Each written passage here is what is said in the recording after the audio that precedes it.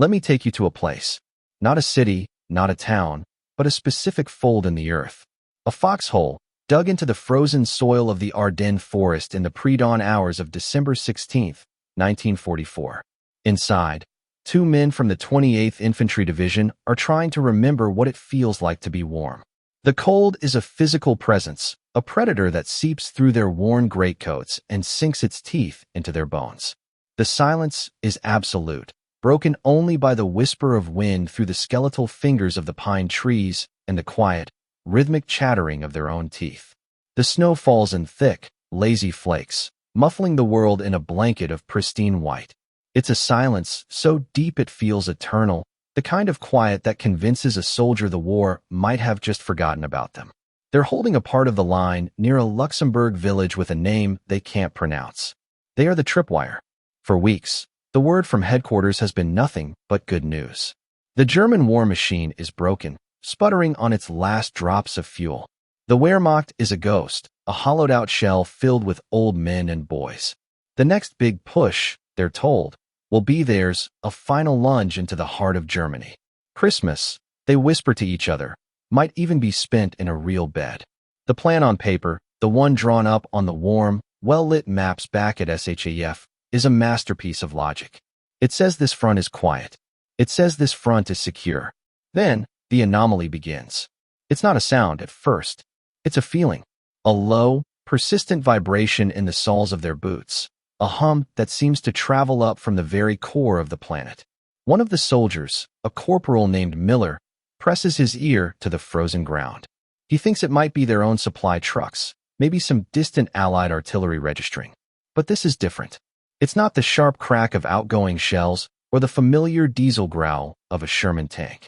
This is a bass note, a deep, guttural thrum that grows not just in volume, but in density. It's the sound of immense weight, of immense power, moving in perfect unison. Imagine you're there with him.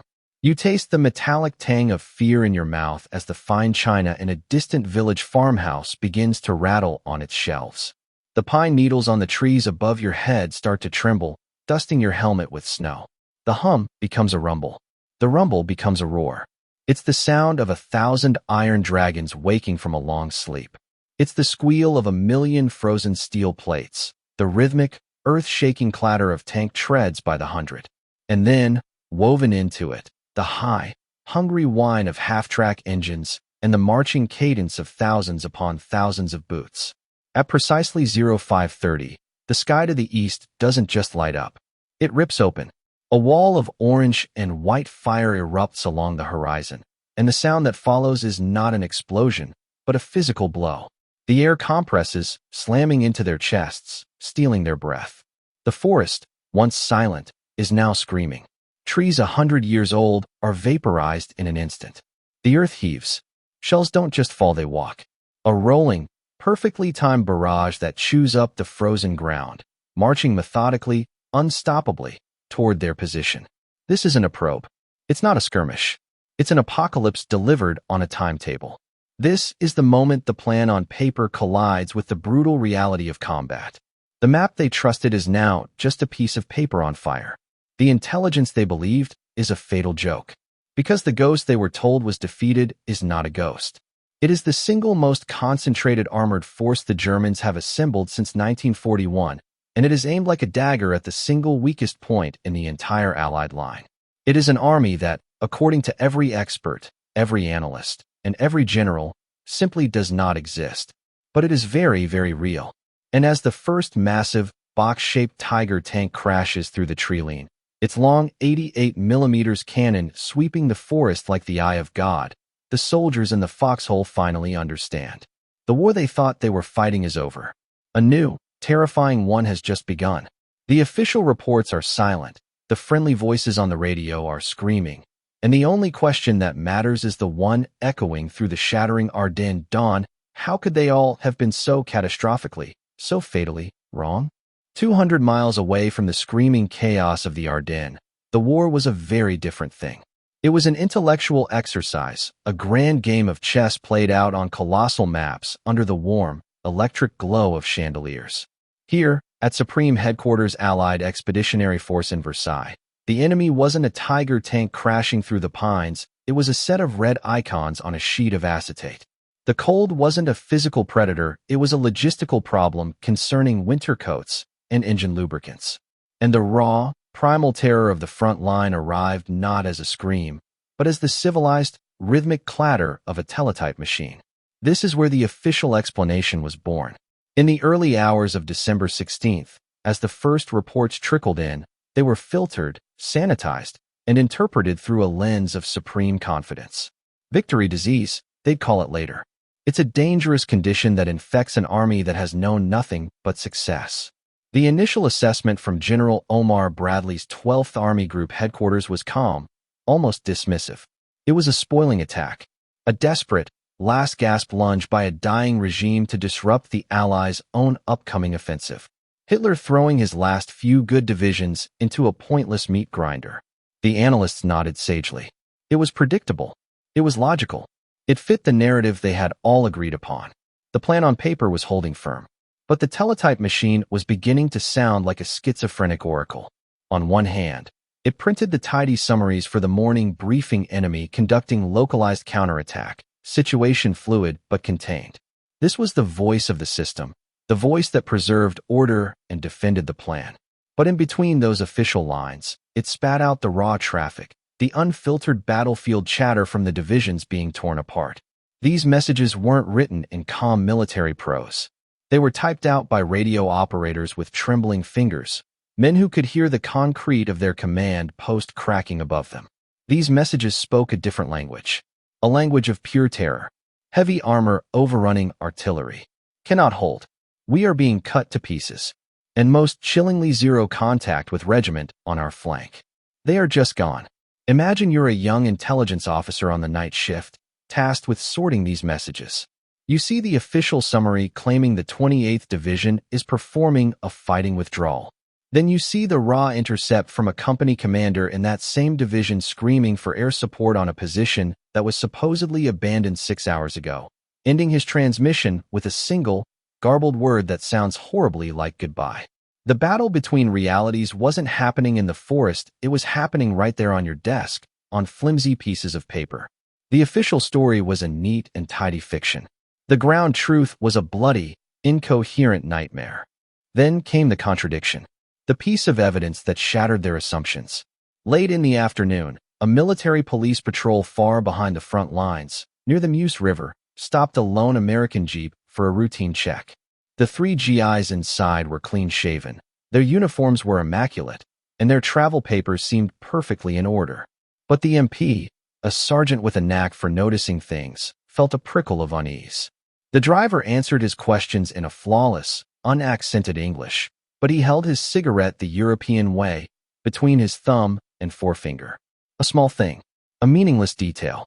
The sergeant asked him a simple question, a bit of cultural shorthand: who's playing for the Yankees this year?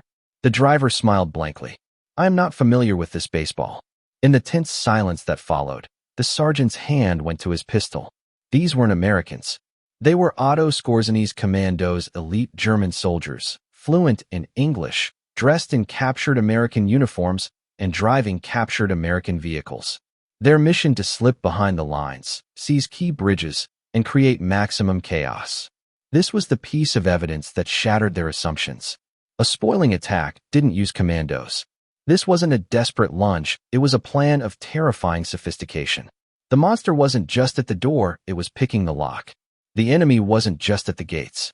He was already inside the house, wearing your brother's uniform and speaking with his voice.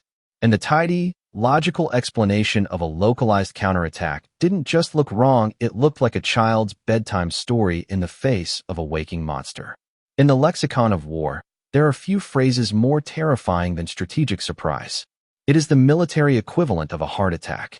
One moment, the body politic of the army is functioning perfectly, convinced of its own health.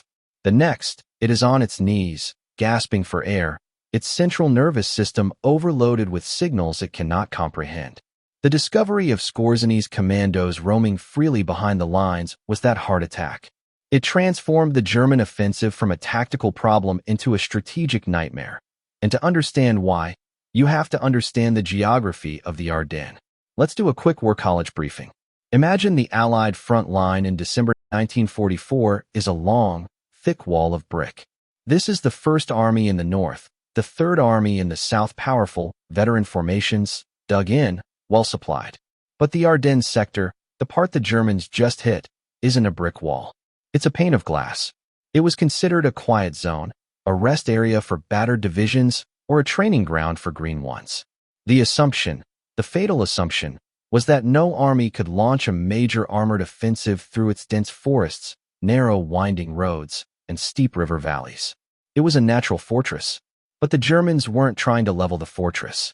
They were looking for the cracks in the glass. And the most critical crack, the single point of failure for the entire Allied position in northern Europe, was the Meuse River. The Meuse was the final, critical barrier protecting the vast supply dumps around Antwerp and Liège. Think of Antwerp not as a city, but as the fuel pump for the entire Allied war machine. Every tank, every truck, every airplane on the continent was dependent on the millions of gallons of gasoline and tons of ammunition stacked on its docks. If the Germans could cross the Meuse and capture Antwerp, the Allied armies would literally grind to a halt. They would starve. It wouldn't just be a defeat, it would be a catastrophe on a scale that could lose the war. Suddenly, the German plan wasn't just a desperate lunge. It was a masterpiece of strategic judo. They had used the Allies' own strength and assumptions against them, striking the weakest point with their greatest remaining strength, aiming for the single catastrophic kill shot. The stakes were no longer about losing a few miles of territory. This was a game for the whole pot. The ticking clock wasn't about stabilizing the line, it was about preventing the complete collapse and encirclement of every Allied army north of the Ardennes. And the only thing standing between the tip of the German armored spear and the Meuse River was a pathetic network of thin defensive lines and, crucially, a small, unassuming Belgian town that was a hub for 7 major roads. Bastogne. Suddenly, the German plan wasn't just a desperate lunge. It was a masterpiece of strategic judo. They had used the Allies' own strength and assumptions against them, striking the weakest point with their greatest remaining strength, aiming for the single catastrophic kill shot. The stakes were no longer about losing a few miles of territory. This was a game for the whole pot. The ticking clock wasn't about stabilizing the line, it was about preventing the complete collapse and encirclement of every Allied army north of the Ardennes. The response from Supreme Commander Dwight D. Eisenhower was immediate and decisive. He saw the map not as it was, but as it was about to be. He saw the German arrows plunging toward the Meuse, and he saw the void in their path. He needed to plug that void. He needed to throw a rock into the gears of the German advance, something hard, something unmovable, something that could hold that vital road junction at Bastogne at all costs. He reached for his strategic reserve, the only divisions not already committed to the line. He reached for the paratroopers, the 101st Airborne Division, the Screaming Eagles, then refitting in camps near Reims, France, after the brutal fighting in Holland. At 20:30 on the evening of December 17th, the teletype machines in the 101 ST's command post clattered to life. The orders were impossibly stark. There was no time for reconnaissance, no time for planning, no time for proper supply coordination. The entire division was to move now. They were to load onto every truck they could find, drive all night through the freezing darkness, and throw themselves directly into the path of 3 elite panzer divisions. It was not a mission. It was a sacrificial act. And as thousands of paratroopers, many without winter coats, without extra ammunition, without even a clear idea of where they were going or who they were fighting, climbed aboard the rumbling trucks, they were heading for a battle that had no defined front line. They were driving headlong into the heart of the fog of war itself, tasked with holding a town that was about to become an island in a sea of German steel. The journey to Bastogne was a descent into hell by convoy. For the men of the 101st Airborne, it was a rolling, 12-hour nightmare that stripped away the last vestiges of the world they knew. They rode in open-topped cattle trucks, the biting wind slicing through their thin field jackets, the temperature plummeting to Arctic levels. The roads were a frozen, chaotic river of retreat. For the first time in the war, these elite paratroopers, men who had only ever seen the back of a fleeing German army, were now salmon swimming against a tide of absolute panic. They saw things that cracked the foundations of their confidence. They saw American half-tracks, abandoned and burning on the side of the road. They saw staff cars, riddled with bullet holes, crashed into ditches. And most unnerving of all, they saw the faces of the soldiers from the 28th and 9th Armored Divisions, the men who had taken the first hammer blow of the German offensive. These weren't soldiers. They were ghosts. Men with thousand-yard stares, some walking without weapons, their uniforms blackened, their faces hollowed out by shock and exhaustion. "Don't go up there," they'd mumble to the paratroopers as the trucks rumbled past. "They're everywhere. It's a slaughterhouse." The confidence that had filled the air in the camps at Reims evaporated, replaced by a cold, hard knot of dread. Brigadier General Anthony McAuliffe, the acting commander of the 101st, rode near the front of the column. He had a map, but the map was already a lie. It showed neat lines and clear roads. The reality was a maelstrom. As they nearing Bastogne in the gray light of dawn on December 19th, he and his men entered a town that was a picture of pure, undiluted chaos. The streets were gridlocked with retreating American armor, fleeing Belgian civilians, and stragglers from shattered units, all trying to get west before the jaws of the German trap snapped shut. Amidst this chaos, McAuliffe had to find the truth. He set up a temporary command post in a Belgian army barracks on the edge of town and began his investigation. He was no longer just a commander, he was a detective trying to solve the most urgent case of his life. Where was the enemy? How strong was he? And where was he going? The initial reports were a blizzard of contradictions. Some said the Germans were still miles away. Others swore they had seen Panzer tanks on the next ridge over. Then, they found their first real clue. It wasn't a captured document or a radio intercept. It was a man. A lone American tanker from a combat command of the 9th Armored Division, found huddled in a barn. He was in shock, but his story was lucid and terrifying. He described a force of unbelievable power Panther and Tiger tanks, painted in winter camouflage, appearing out of the snow-laden forests as if by magic. He spoke of new German tactics, of infantry riding on the tanks, working in perfect, lethal harmony, bypassing strong points and slicing through the American lines like they weren't even there. And he gave them the key piece of intelligence. He identified the unit insignia on the side of the tanks. It was a key, the symbol of the 1st SS Panzer Division, the Leibstandard Adolf Hitler. These weren't the old men and boys they had been told about. This was Hitler's personal bodyguard, the absolute elite of the Waffen-SS, a fanatical, battle-hardened formation. And they weren't alone. Soon, reports from other stragglers confirmed the presence of the Panzerlehr Division and the 2nd Panzer Division. The picture was snapping into focus, and it was horrifying. They weren't just facing a breakout, they were standing in the path of Otto von Manschiefel's 5th Panzer Army, one of the most powerful armored formations of the entire war. The sense of optimism, the feeling that they were just plugging a small gap, vanished completely. The mission wasn't to hold a line. The mission was to become the anchor point for the entire Allied front. The men of the 101st, with no winter gear, no tanks of their own, and only the ammunition they could carry on their backs, were the last and only obstacle between this armored juggernaut and the Meuse River. And as the last American tank rumbled west out of Bastogne, leaving the town and its vital road network solely in the hands of the lightly armed paratroopers, a terrifying realization settled over McAuliffe's command post. The hunt was over. The trap was set. But they weren't the hunters. They were the bait. The initial, fleeting sense of clarity, the grim satisfaction of at least knowing the name of your executioner dissolved almost as quickly as it had formed. McAuliffe and his staff, operating out of the rapidly chilling Heinz barracks, believed they had a simple, if suicidal, task: form a defensive perimeter around Bastogne and wait. They had identified the enemy. They had their mission. The plan was brutal, but it was straightforward. That was the first illusion to die. The second, and far more dangerous one, was that the Germans would play by the same rules of warfare they had. The first attacks on the perimeter began on December 20th. They weren't the massive, coordinated armored assaults the paratroopers expected. Instead, they were probing attacks, feints, and jabs at multiple points simultaneously. A company of paratroopers in the village of Neuville to the north would report contact with a column of Panzer IVs. Minutes later, the defenders near Marvy to the south would be hit by a wave of infantry. It was confusing, disjointed. The 101st, dug in along a hastily established 360-degree perimeter, held firm. They were paratroopers, the best light infantry in the world, and in close-quarters forest fighting, they were masters. They bloodied the German spearheads, knocking out tanks with bazookas from impossibly close ranges, and a fragile sense of confidence began to return. Maybe this was manageable. Maybe the intelligence about the elite Panzer divisions was exaggerated.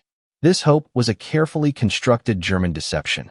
On the evening of the 20th, a radio operator in the divisional command post picked up an Allied broadcast. It was a BBC News report, confidently announcing that the 101st Airborne had stopped the German advance at Bastogne, securing the vital crossroads. In the command post, there were grim smiles. The world knew they were here. But Otto von Manschufel, the brilliant, diminutive general commanding the 5th Panzer Army, heard that same broadcast. And for him, it was the final confirmation of his strategy. Manschufel wasn't interested in a head-on collision. That was the old way, the bloody arithmetic of attrition that Germany could no longer afford. He was a practitioner of a more elegant, more insidious form of warfare. Think of the 101st as a hornet's nest. The conventional wisdom is to burn it, to attack it with overwhelming force. But Manteferfel's plan was different. Why waste time, men, and precious fuel trying to destroy the nest when you could simply go around it? This was the dead end. The promising lead, the identification of the elite Panzer divisions, turned out to be a strategic misdirection. The main armored spearheads of Panzer Lair and the 2nd Panzer weren't actually trying to take Bastogne. They were flowing past it, to the north and the south, like a river splitting around a rock. The attacks the 101st had so bravely repulsed were merely a fixing force, a smaller contingent from the 26th Volksgrenadier Division, tasked with keeping the Americans busy, pinning them in place, making them believe they were the center of the battle. The truth was revealed not by a scout or a spy, but by the devastating silence on the radio. By December 21st, McAuliffe's last lines of communication to the outside world went dead. The final road out of Bastogne, the road to Neufchâteau, was cut. The paratroopers looked up at the sky, a uniform, oppressive ceiling of gray clouds that grounded the entire Allied air force, and they understood. The world they had left behind was gone. They were no longer a defensive line, they were an island, completely surrounded, cut off, and besieged. Manschufel hadn't just attacked them, he had swallowed them whole. The official map back at SHEF now showed a small blue circle labeled 101 Airborne drowning in a vast, expanding sea of German red. The Americans weren't holding the line. They were trapped behind it, a strategic pawn that was about to be sacrificed. And as the first German artillery shells began to fall on the town itself, heralding the start of the siege proper, the men realized the terrible genius of the enemy's plan. They weren't the hunters. They weren't even the bait anymore. They were now prisoners in a fortress whose walls were the very enemy they had come to fight. Inside the frozen pocket of Bastogne, a new and more insidious enemy began its work, the slow, grinding erosion of hope. By December 22nd, the physical battle for the perimeter had settled into a grim routine of shelling and probing attacks. But the real war was now being fought inside the minds of the 15,000 isolated men. The temperature hovered near zero, and the snow never stopped falling. Ammunition was critically low. A paratrooper with a full 8-round clip for his M1 Garand was considered a rich man. Food was reduced to a single K-ration per day. Medical supplies were nearly exhausted. In the makeshift aid station, a cavernous cellar beneath a convent, wounded men lay on straw in the freezing dark, their bandages nothing more than blood-soaked rags. The surgeons, led by the heroic Major David Gold, were operating with razor blades and sewing needles, their morphine supply gone. The fog of war had become literal, a thick, impenetrable mist that clung to the landscape, blending with the smoke from burning buildings, reducing visibility to a few yards and amplifying every terrifying sound of the forest. The German psychological warfare was relentless. At night, powerful loudspeakers, hidden in the woods, would blare messages across the lines. Sometimes it was the seductive voice of Axis Sally, speaking of warm beds and hot food, reminding the GIs that their generals had abandoned them, that for them, the war was over. Other times, it was just the sound of a ticking clock, broadcast for hours on end, a maddening reminder of their dwindling time. Hope was a currency, and every shivering hour, every hunger pang, every unanswered prayer for the clouds to break, was a withdrawal from a rapidly emptying account. Just when it seemed the situation was utterly bleak, the breakthrough came. Not from a relief column or an airdrop, but from a piece of technology that was still in its infancy, a fragile miracle that somehow pierced the oppressive fog. Tucked away in a cellar was a small SCR-300 radio, the standard walkie-talkie of the era. Its range was supposed to be only a few miles. But on the morning of the 22nd, a desperate operator, fiddling with his frequency dial, stumbled upon a ghost. It was a faint, wavering signal, a conversation between two American artillery spotters from General Patton's Third Army, far to the south. It was a whisper from another universe. The operator, his hands shaking with cold and excitement, broke in. He identified himself and his location. The voices on the other end fell silent, stunned. They thought Bastogne had already fallen. For the next hour, a fragile radio bridge was established. McAuliffe's staff, huddled around the radio, began to pass critical intelligence. They weren't just asking for help, they were providing targeting data. Using a map and their knowledge of the terrain, the besieged officers began to act as the eyes for Patton's guns. Enemy armor concentrating in the woods west of Marvy. Heavy truck traffic moving south through the village of Foy. It was a breathtakingly audacious move. Think of it this way: Patton's artillery, dozens of miles away, was blind. They were firing massive 155mm long tom shells into an ocean of fog, hoping to hit something. The men in Bastogne, who could hear the German tank engines but couldn't fight them, were the eyes. Through this one, tenuous radio link, they connected the blind giant to its target. Suddenly, shells began to rain from the sky with shocking precision. A German tank column, assembling for an assault, was shattered in a series of earth-shaking explosions. A supply dump went up in a massive fireball. It wasn't a reprieve, not yet. But it was a sign. A flicker of light in the suffocating darkness. It proved they weren't alone. It proved the outside world was fighting to get to them. For the men in the foxholes, hearing the distant, reassuring boom of friendly artillery for the first time in days was more nourishing than a hot meal. It was a transfusion of pure, unadulterated hope. A new, more dangerous path forward had been revealed, not on the ground, but through the invisible ether. They could fight back. They could hurt the enemy. And this newfound ability to inflict damage from afar would lead directly to the moment that would define the entire siege. The success of the improvised artillery direction was a double-edged sword. On one hand, it bolstered the morale of the defenders and wreaked havoc on German formations. On the other, it infuriated the German commanders. General Heinrich von Luttwitz, commanding the XLVI Panzer Corps encircling Bastogne, was a proud, old-school Prussian officer. This stubborn pocket of paratroopers was becoming more than an obstacle, it was an insult. It was bleeding his timetable, consuming resources, and making him look incompetent to his superiors. He decided the time for subtlety was over. He would offer them a chance to surrender, not out of mercy, but out of grim practicality. He needed the roads, he needed to crush this defiance, and a prolonged, bloody siege was a waste of time he didn't have. Just before noon on December 22nd, for German soldiers, 2 officers and 2 enlisted men carrying a large white truce flag emerged from the fog on the road leading to the American command post. The Americans, stunned, held their fire. The Germans were blindfolded and led through the lines to General McAuliffe. They presented him with a formal, typed ultimatum. It was a masterpiece of Teutonic arrogance and veiled threats.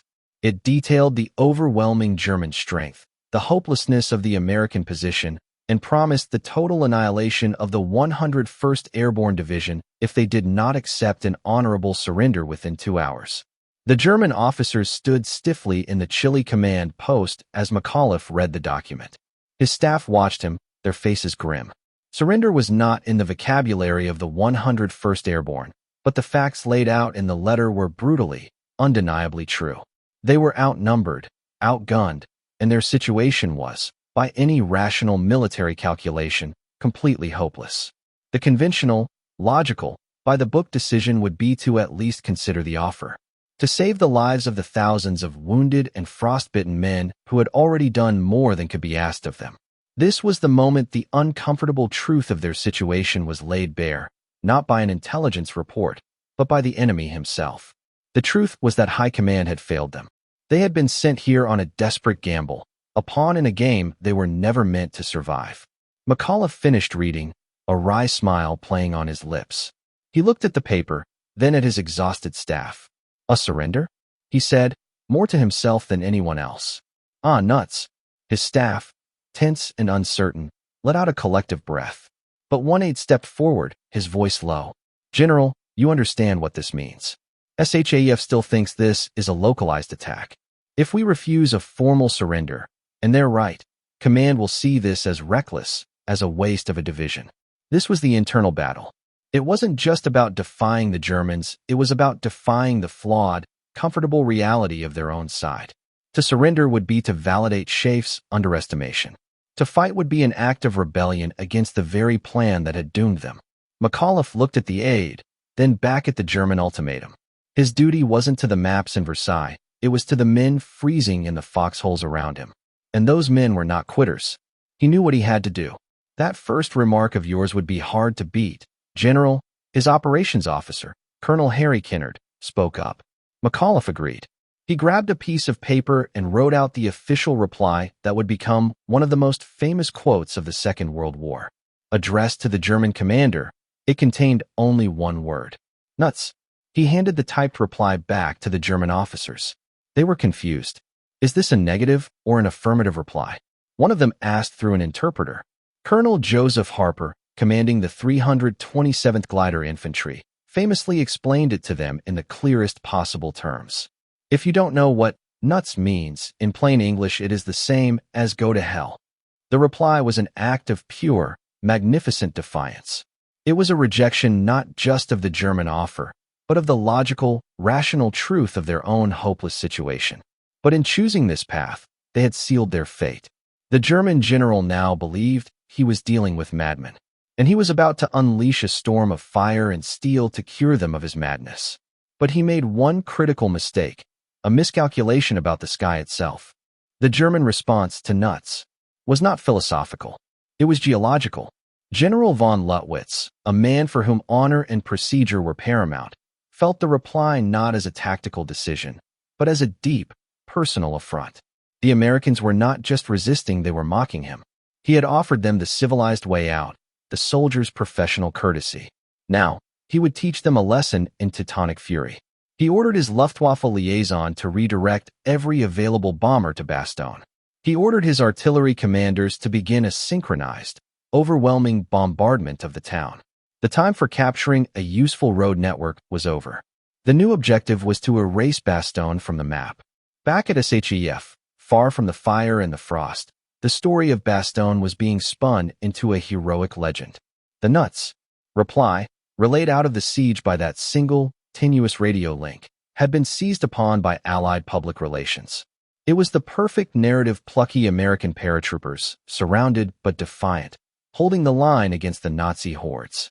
It was a story of courage and resilience that was desperately needed to counter the widespread panic and gloom that the Ardennes offensive had created. Newspapers in London and New York ran banner headlines: "Gallant Yanks trapped in Bastogne tell Nazis nuts." This official narrative, this heroic myth-making, was the system pushing back against the terrifying reality. The reality was that a full division of America's best soldiers was on the verge of being annihilated due to a catastrophic intelligence failure. The heroic story was the system's way of coping, of turning a near disaster into a propaganda victory. But for the men in the foxholes, this glowing press coverage was a bitter, meaningless irony. They weren't heroes in a story. They were freezing, starving men about to be immolated. And the system, while celebrating their defiance, seemed utterly incapable of saving them. Patton's Third Army was fighting desperately to break through from the south, but his tanks were bogged down in the snow and meeting ferocious resistance. Every attempt to airdrop supplies had been thwarted by the same relentless, impenetrable cloud cover that had blinded the Air Force for a week. To the men in the pocket, it felt like they had been cast as the heroes in a grand play, only to be abandoned on stage as the theater burned down around them. The system's most direct and brutal pushback, however, came from the sky. On Christmas Eve, the clouds, which had been the Americans' tormentor, briefly parted. The defenders looked up, their hearts soaring with hope, expecting to see the comforting shapes of C-47 transport planes. Instead, they saw the crooked black crosses of the Luftwaffe. A wave of Junkers Ju-88 bombers descended on the town, their bomb bay doors open. The bombardment that followed was the most intense of the entire siege. High explosives tore through the town, leveling buildings, collapsing the aid station, and burying the living and the dead alike. Incendiary bombs turned the snow-covered streets into rivers of fire. The attack was a brutal message from the Germans, but it was also a devastating symbol of Allied impotence. The system had failed to protect them. It had failed to supply them. And now, the one variable that could have saved them, clear skies, had been exploited first by the enemy.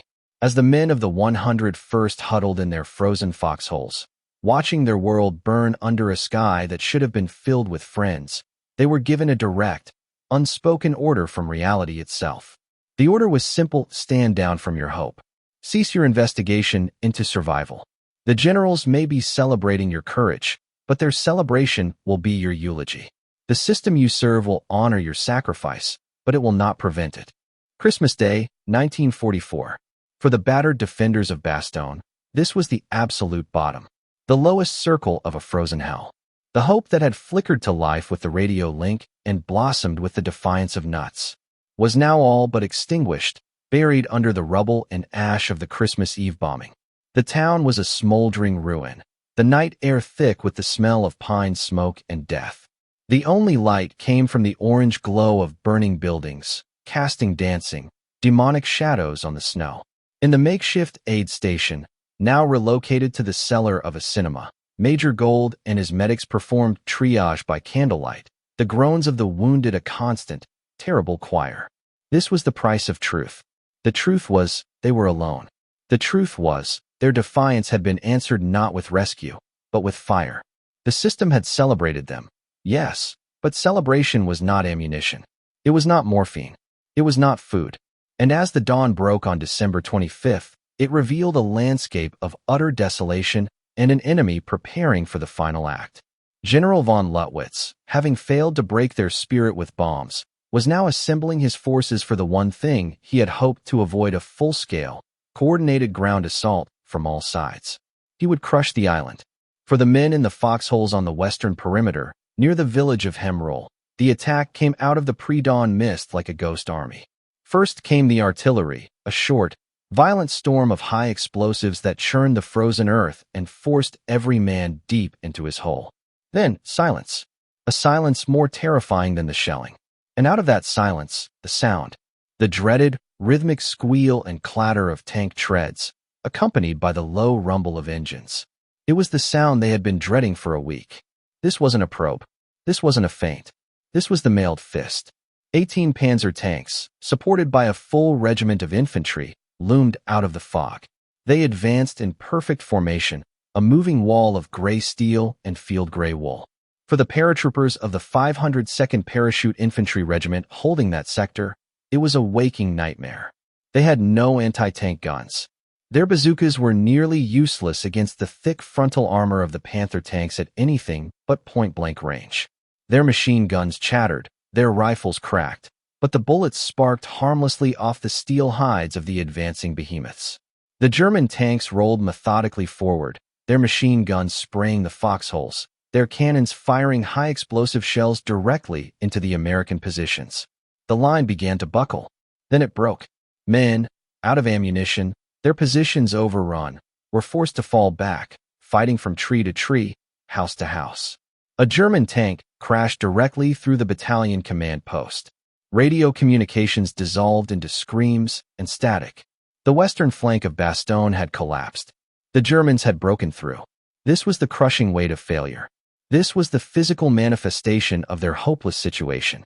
The disaster they had held at bay for 7 brutal days, through sheer grit and willpower, was now irrevocably in motion. As McAuliffe received the fractured reports in his headquarters, the map told a story of impending doom. A thick red arrow had pierced their thin blue circle, aiming directly for the heart of the town. There were no more reserves to commit. There were no more fallback positions. This was it. The heroic stand was about to become a last stand. And as the sound of German tank cannons began to echo in the streets of Bastogne itself, it seemed that the system had not just failed them, it had sentenced them to death. The unfolding catastrophe on the western perimeter was the moment the physics of the siege took over. Willpower, courage, defiance, these were powerful forces, but they could not stop a 45-ton Panther tank. As the German spearhead pushed into the suburbs of Bastogne, the battle devolved into a desperate, street-by-street brawl. Paratroopers, cooks, clerks, and engineers, anyone who could hold a rifle, fought from the windows of shattered houses and from behind piles of rubble. They fought with a fury born of absolute desperation. They knew that if the town fell, there would be no retreat. There would be no surrender. After the insult of nuts, the SS Panzer grenadiers accompanying the tanks would grant them no quarter. This was a fight to the death. The dramatic irony was agonizing. While these men were dying in the frozen streets, the myth of their invincibility was being broadcast around the world. But here, on the ground, the myth was colliding with the brutal, bloody reality. A single bazooka team might knock out one tank, only to be cut down by the infantry behind it. A machine gun nest could hold a street for 10 precious minutes before a high-explosive shell from a tank's main cannon vaporized the building it was in. The thin blue circle on the map was being erased, inch by agonizing inch. And then, the sky changed. For 8 days, the heavens over Bastogne had been a solid, oppressive ceiling of gray lead. It had been the single greatest factor in the defenders' misery, grounding the air force, hiding the enemy, and deepening the psychological gloom. But on the morning of December 26th, just as the German tanks were rumbling towards the central square, a miracle occurred. The clouds began to shred. Patches of pale blue, a color no one had seen in what felt like a lifetime, appeared overhead. And then, a sight so beautiful it made men weep the sun. The effect was instantaneous and electrifying. First came the sound, a low, distant drone that grew into a sky-filling roar. And then the sight. The entire horizon to the west was filled with airplanes. Not dozens, hundreds. A vast, endless armada of C-47 transport planes, their silver fuselages glinting in the newfound sun. They flew in perfect, stately formations, ignoring the German anti-aircraft fire, and as they passed over the beleaguered town, the sky blossomed with color. Thousands of parachutes, red, blue, green, and white, drifted down, carrying the lifeblood the defenders had bled for: ammunition, medical supplies, food, and mail from home. But they weren't the only planes in the sky. Flying top cover were the fighter bombers. P-47 Thunderbolts, the feared Jabos, armed with rockets and .50 caliber machine guns. For a week, their pilots had been grounded, listening with impotent fury to the desperate calls from Bastogne. Now, they were unleashed. And with the fog of war literally lifted, they could finally see the battlefield with perfect clarity. They saw the German tanks in the streets. They saw the enemy supply columns stalled on the frozen roads. For the German armored crews, who had owned this battlefield for a week, it was a sudden and terrifying reversal of fortune. The hunters had become the hunted, and the sky had turned into an abattoir. The P-47s fell upon them like birds of prey, their rockets smashing into engine decks, their machine guns ripping through thin top armor and strafing terrified infantry. The irresistible German assault faltered, then stopped, then turned into a desperate scramble for cover. The tide of the battle for Bastogne had turned, not in a street, but at 20,000 feet. The breaking of the weather on December 26th was the beginning of the end for the siege. The airdrop resupplied the defenders. The fighter bombers broke the back of the final German assault, and later that afternoon, the lead tanks of Colonel Creighton Abrams' 4th Armored Division, part of Patton's 3rd Army, finally punched through the German lines from the south and linked up with the paratroopers. The island was an island no more. The siege was lifted. In the immediate aftermath, the story was simple, clean, and heroic. The battered bastards of Bastogne had held. Their defiance, immortalized in that single word nuts, became the defining symbol of American resilience. General McAuliffe and the 101st Airborne became legends. It was a perfect story, a necessary victory that helped turn the tide of the entire Battle of the Bulge. The system, in the end, had been vindicated. But the real truth, the declassified file, tells a more complex and profound story. For decades after the war, the official histories focused on the paratroopers' grit and Patton's dramatic rescue.